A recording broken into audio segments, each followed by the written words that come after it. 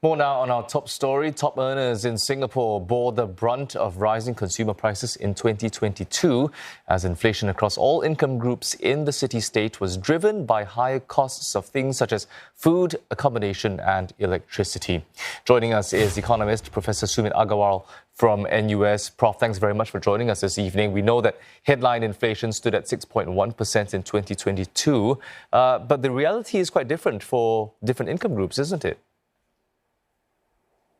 Yes, that is true. I mean, if you look at the inflation for the bottom 20% versus the top 20%, the difference is around 25%, the difference from 6% to 8%. That also helps us to think why the inflation is there.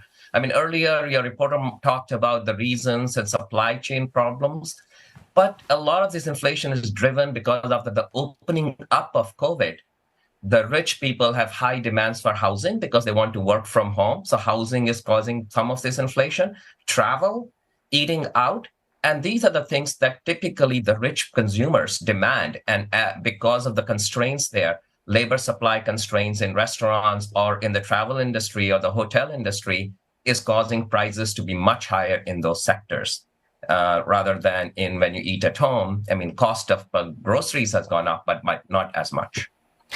But Professor Sumit, these things you mentioned, travel and eating out, these are what we would consider discretionary luxuries, are they not?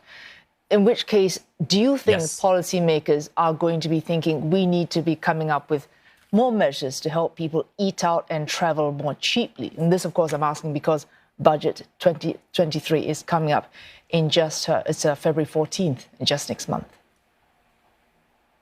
So I think there is good news in this because the inflation typically you think is it's not progressive. It's hurting the poor class more so. But in this case, it's actually progressive. It's hurting the richer more so, and they can defend for themselves. So I would not be much in favor of having fiscal stimulus policies to help the rich try to cope with higher inflation. I would worry about small businesses on how we should think about them. And there are various things we can do, small businesses and people who have mortgages to pay, that we could come up with some packages for them where the deferred payment is there or repackaging of their mortgage or interest payments. There are various ways we can come up with these things. Forbearance plans, these are called typically in the industry. And if we can do that instead of fiscal policies, do it through the banking sector, it will be much better. Yeah, Prof, just to take in the bigger picture a little bit more, the outlook for this year is for headline inflation to average between 5.5% and 6.5%.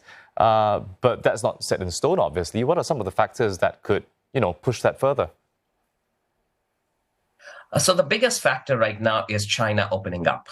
Now, China opening up can be a good thing or a bad thing. The good thing is the supply chain restrictions or constraints will be relaxed because production will ramp up in China.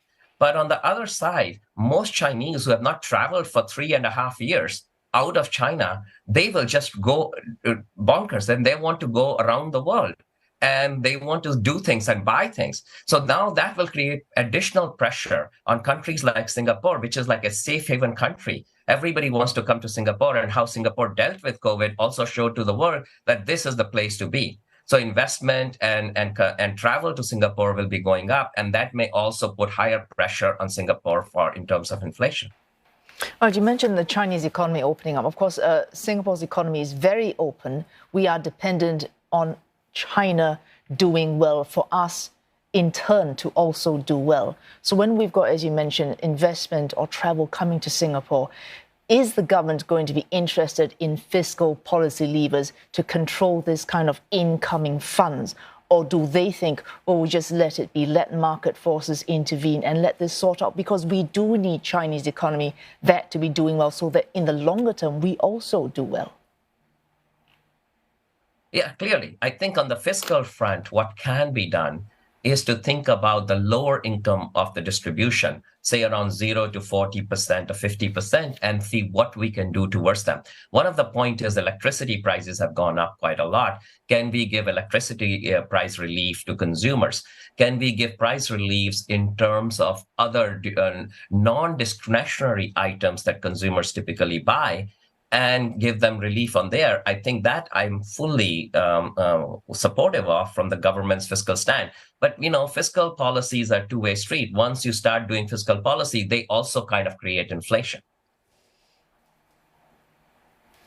Thanks so much for joining us, Professor Sumit Agarwal from NUS Business School.